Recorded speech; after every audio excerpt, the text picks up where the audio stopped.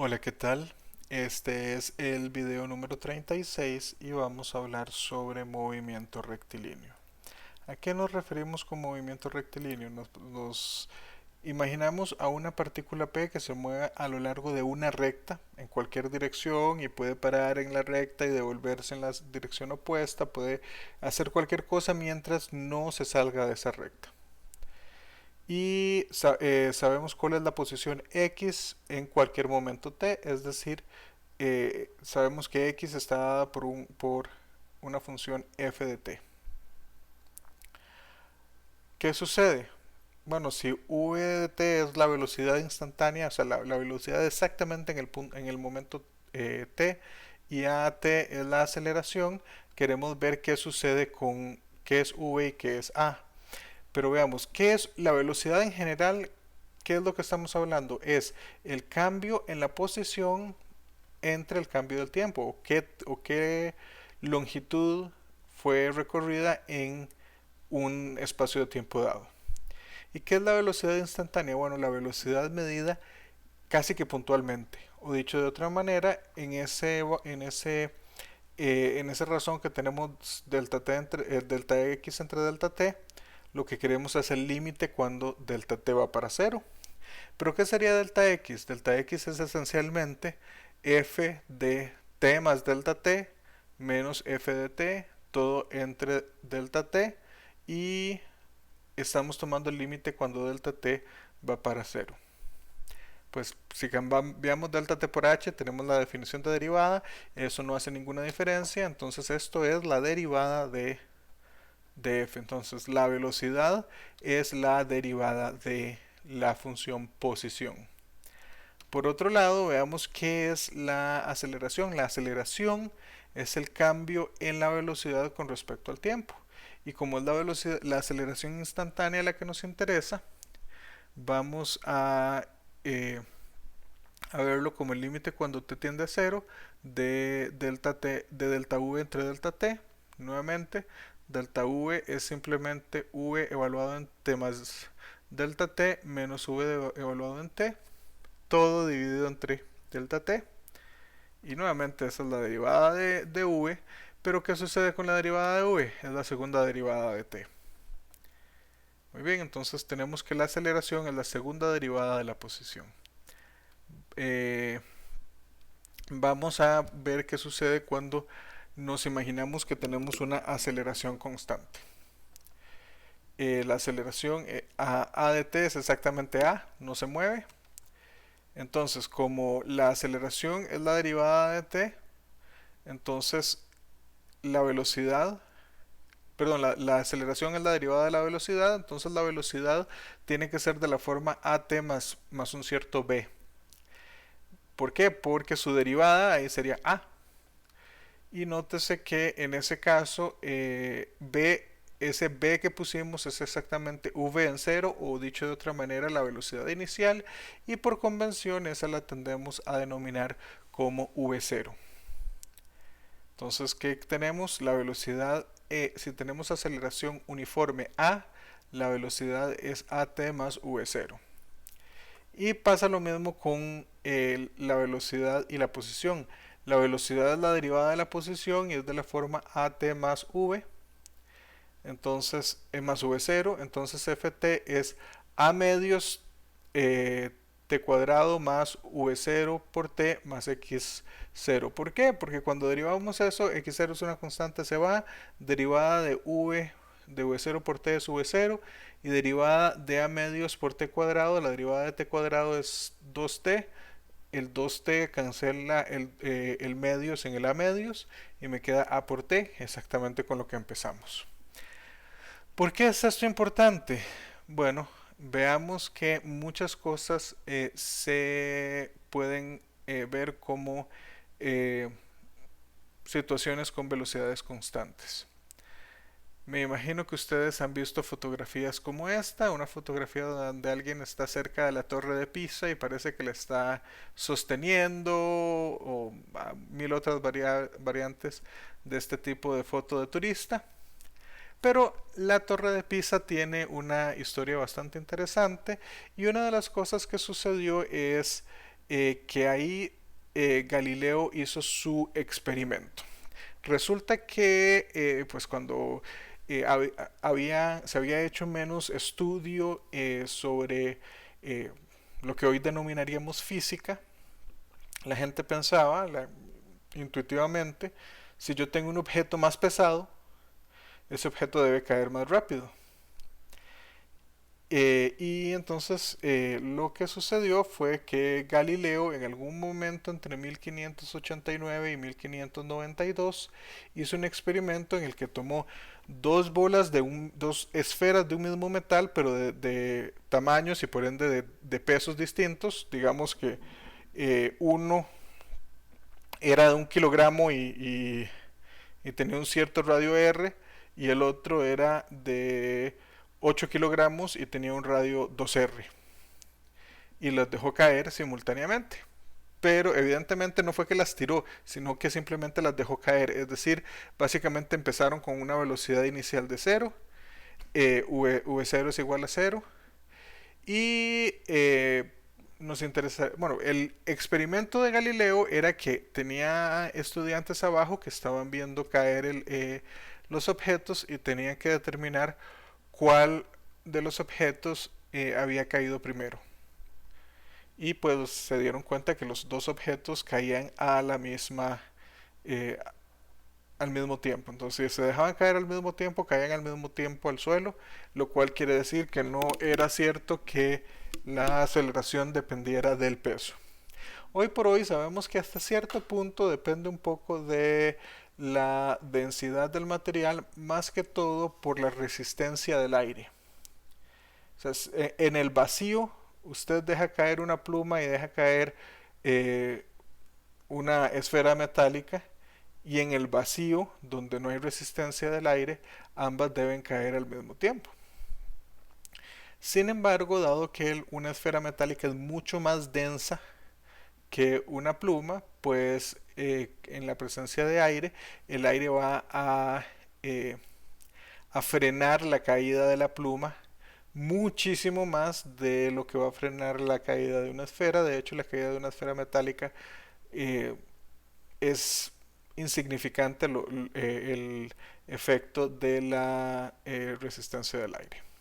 Pero entonces veamos, asumamos que la altura de la torre de Pisa es de 57 metros y asumamos que la aceleración gravitacional es de 9,88 metros por segundo cuadrado. Entonces, ¿cuánto tiempo tardan las esferas en caer al suelo desde el reposo? Es decir, como dijimos, él las dejaba caer, no las tiraba con ninguna velocidad inicial. Muy bien. ¿Qué sería a medios? A medios sería menos 4,9. Y ustedes me pueden decir, ¿por qué menos, profe? Bueno, porque si nosotros vemos, ellos van a empezar desde una posición a 57 metros de altura. Entonces es positivo 57. Estamos aquí tomando como que el positivo es hacia arriba. Pero la gravedad nos lleva hacia abajo, ¿verdad? Es una fuerza que apunta hacia el centro del planeta. Entonces, si para arriba es positivo, para abajo es negativo. Esa aceleración sería menos 4,9. Y como ya dijimos, parte del reposo, entonces la velocidad inicial es 0. Y la posición inicial es 57 metros, que es el punto máximo de la torre. Entonces, pongamos esto en la fórmula que vimos y nos queda que la función de posición es menos 4,9 t cuadrado más 57. Estamos buscando, en este caso, cuando llega al suelo, ¿verdad? Entonces, ¿cuándo llega al suelo? Cuando esa función sea 0. Resolvemos y eso nos queda que eso va a llegar a 0 en la raíz cuadrada de 57 entre 4,9. Y eso es aproximadamente 3,41 segundos. Muy bien, entonces si lanzamos una esfera metálica desde el reposo a 57 metros de altura, eso va a tardar aproximadamente 3,41 segundos en llegar al suelo. Muy bien, hagamos otro ejemplo. Ryan Nolan, y sigamos con la Torre de Pisa.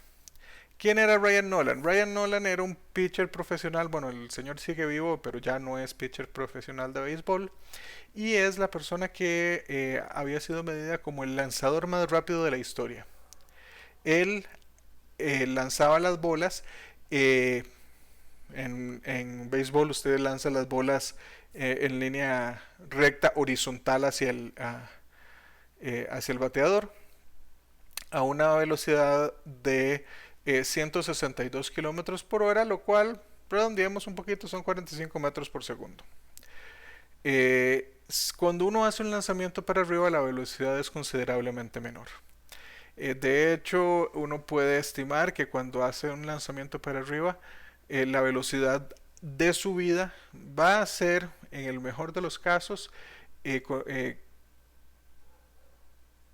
raíz cuadrada de 2 entre 2 veces la velocidad de cuando uno lo lanza en línea recta, lo cual tiene ciertas interpretaciones físicas y en las que no vamos a entrar. Ustedes llevarán física el próximo semestre y ahí verán ese tipo de situaciones, pero entonces redondeemos un poco y digamos que asumamos que Ryan Nolan puede lanzar hacia arriba esa bola a una velocidad de 30 metros por segundo. Entonces la pregunta sería, bueno, un lanzador como Ryan Nolan podría tomar una bola de béisbol y lanzarla desde el suelo hasta a que alguien la ataje en el tope de la Torre de Pisa. ¿Cómo hacemos eso? Bueno, veamos cuáles son los datos que tenemos. En este caso, lo que estamos diciendo es que la función de posición que nos interesa, la altura en este caso, es menos 4,9 t cuadrado, por la misma razón que antes. Eso sería a medios, a es 9,8 y el menos porque va hacia abajo y está lanzando hacia arriba a una velocidad inicial a 30, entonces tenemos más 30t y la posición original es en el suelo, entonces x0 es igual a 0 y nos queda ft igual menos 4,9 t cuadrado más 30t. ¿Y qué sucede? Bueno, podríamos hacer dos cosas. Una es sacar la derivada y encontrar la solución, o la otra es ver que eso es una parábola, calculamos el vértice y bueno, aquí de hecho lo hicimos con derivada. La derivada es menos 9,8t más 30 y queremos igualar eso a 0. ¿Por qué? Porque en ese momento es en donde se va a alcanzar el punto máximo y eso nos da que t es 30 entre 9,8 o lo que es aproximadamente 3,061. Muy bien, no sé si ya lo habrán visto, pero lo que sucede es que en ese punto máximo la bola está en reposo y después va a empezar a caer.